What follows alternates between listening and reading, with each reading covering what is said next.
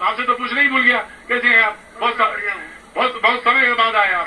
मैं लगभग 2-2.5 बरस के बाद आया हूँ। 2.5 बरस के बाद। और मेरे आने का जो सबब था वो था विश्व पर्यावरण दिवस। सबसे पहले मैं सबको विश्व पर्यावरण दिवस की शुभकामनाएं देना चाहता हूँ, और इसके साथ साथ मैं ये भी कहना चाहता हूँ कि जब आप ये मनाएं तो उसे दिवस के रूप में ना मनाएं, एक कॉल भी लें। कम से कम आप अपने जीवन में 2 वृक्ष लगा करके जरूर इस धरती माता का जो है वो सम्मान करें, पहली बात।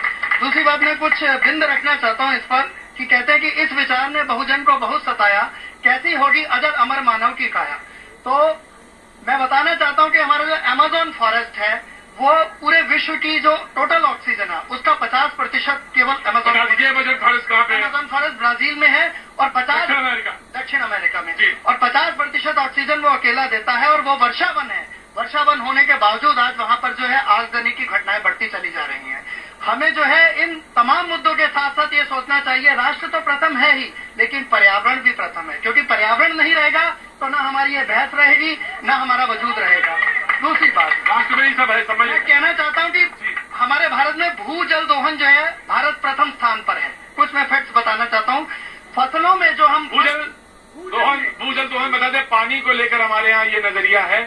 भारतवर्ष का एक डाटा ये है कि हम लोग जितना पानी वेस्ट करते हैं, जितना इस्तेमाल करते हैं, सुनिए, रोज हिंदू मुसलमान नहीं होगा जो रोज आप चले जाते हैं, हिंदू मुसलमान हो रहा होगा वहां। चलिए, ये जो आदत खराब की है ना मीडिया वालों ने, चुपचाप खड़े रहिएगा, नहीं मन लग रहा तो जाइए घर।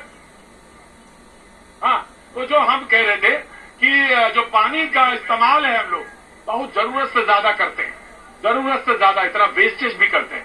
तीसरा पॉइंट, मैं ये कहना चाहता हूँ, फसलों में हमारा जो 30% जो कीटनाशक डाले जाते हैं, हमारे फल सब्जियां और जो अनाज है 30% फसलें अब्जॉर्ब करती हैं, 70% हमारी भूमि के अंदर जा रहा है। सोचिए यार, वो 100% हमारी फसलों में आ जाए तो एक केला खाते हमारी मृत्यु हो जाएगी। ये सोचने का विषय है।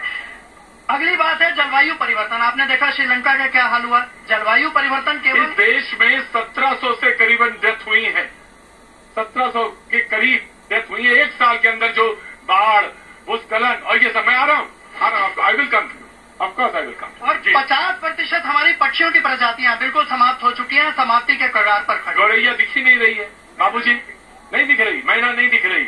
आवाज सुनी मैना की?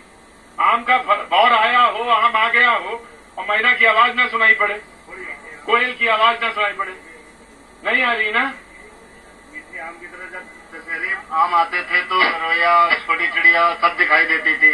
आजकल वो मौसम ही नहीं बनता, ना वो हवाएं चलती, बस पॉल्यूशन। हवा बताएं कहीं की चल रही है? ये देख लीजिए ना मेरी आंखें। देख, नहीं, आंखें वो तो तुम्हारी नशे में है, वो तो तुम्हारी आंखें नशे में है। पर्यावरण ये भी है, लेकिन जो तुम्हारे आगे खड़े हैं उन्होंने मुझे देखा, धीरे से हंस दिए। उनका नाम है मोहम्मद इजराइल, यहाँ पे बैग बेचते हैं। मैंने पूछा कि भाई कैसे बैग बेचते हैं? बोले किसी ने बताया कि वैक्सीन का बैग चमड़े के ओढ़ के बेच देते हैं।